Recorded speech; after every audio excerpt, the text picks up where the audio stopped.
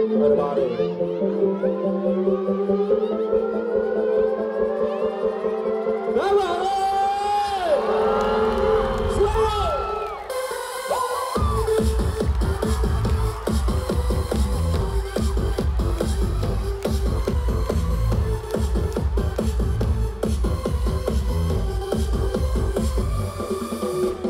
Có những lúc ta vui chơi chẳng cần biết ngày mai ra sao, sáng về ra chưa kể chưa vì gì chuyện đang mưa. Ôi anh sao lại xen vào đời tôi chỉ muốn dòng chơi mà thôi. Em ơi xin đừng nói nữa,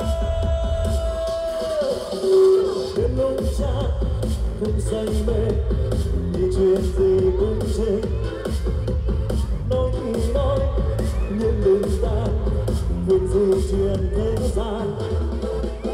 Số không may đến tôi làm tan, nhìn chớ xem tôi nhìn xem người gian.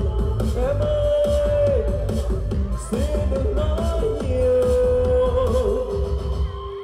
vì tôi đã chán, vì tôi ngang tàn, không ai thân không họ hàng. Để cho tôi sống, để tôi mơ mộng một cuộc đời tôi muốn sống. Cho tranh mong những lúc tôi rơi, chờ ghen ghét những lúc tôi vui. Đời tôi là của tôi, đời em là của em, còn mây xanh kia là của trời cao. Let's go!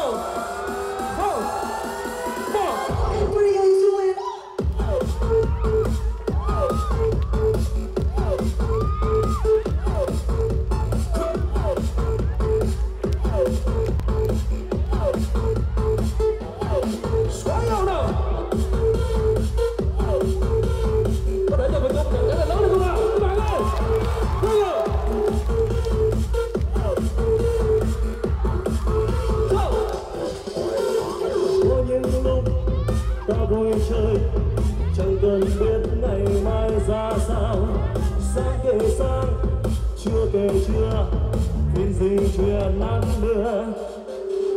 Ôm anh sao lại xen vào đời tôi chỉ muốn dòng chơi mà thôi. Em ơi xin đừng nói nữa, đến lúc chán không say mê thì chuyện gì cũng chê. Nói thì nói nhưng đừng can biết gì chuyện thế gian. Bao nhiêu số không may nên tôi lòng tan, nhưng chớ xem tôi như xem người gian. Em ơi xin đừng nói nhiều,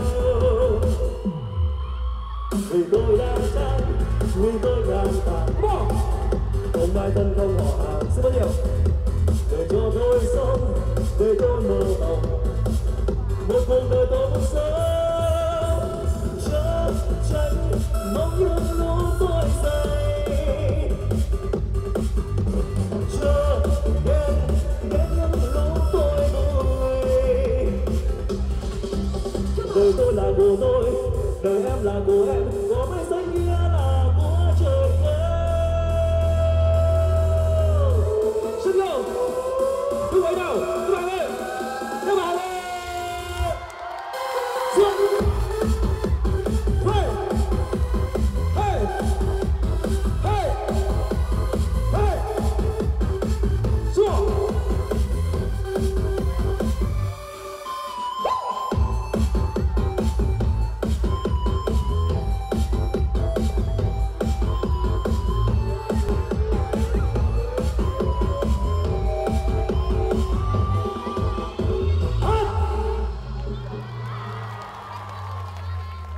Xin mời các bạn rất nhiều.